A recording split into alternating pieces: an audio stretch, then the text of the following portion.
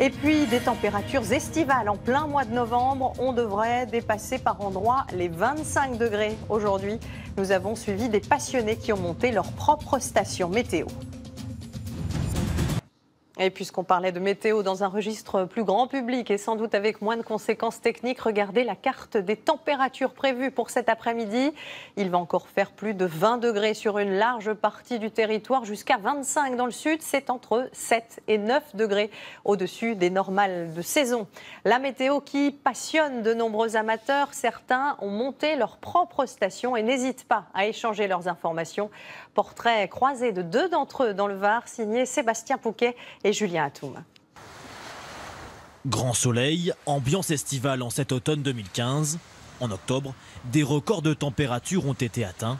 Les passionnés de météorologie veillent, l'un de son jardin, l'autre de sa voiture. Quand on a été foudroyé tout jeune, la maison avait pris feu.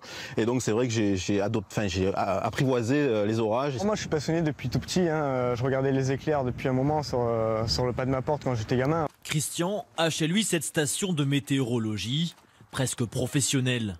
Il en récolte les données tous les jours, pluviomètre, anémomètre. Et là-dedans, donc on a une ventilation mécanique qui permet d'avoir tous les capteurs qui vont être brassés avec l'air et qui donnera la température, l'humidité et donc tous les paramètres, la pression atmosphérique, etc. Johan, 19 ans, a lui choisi la météorologie ambulante.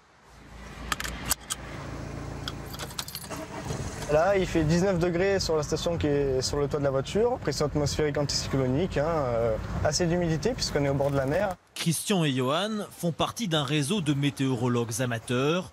Ils sont une quinzaine dans le département du Var, plusieurs centaines en France. 19 degrés dans l'eau, c'est vraiment chaud. Exceptionnel. Ouais. Ils coupent et recoupent leurs informations météo qu'ils mettent à disposition gratuitement sur Internet et ont accès aux bases de données mondiales très anciennes. On a des données depuis 1860 et on voit que ça a commencé à changer à partir des environs 1950.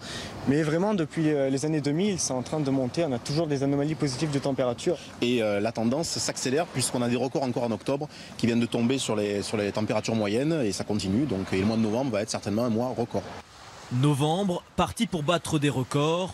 Octobre, lui, a été le mois le plus chaud jamais enregistré dans le monde depuis les premiers relevés météo en 1850.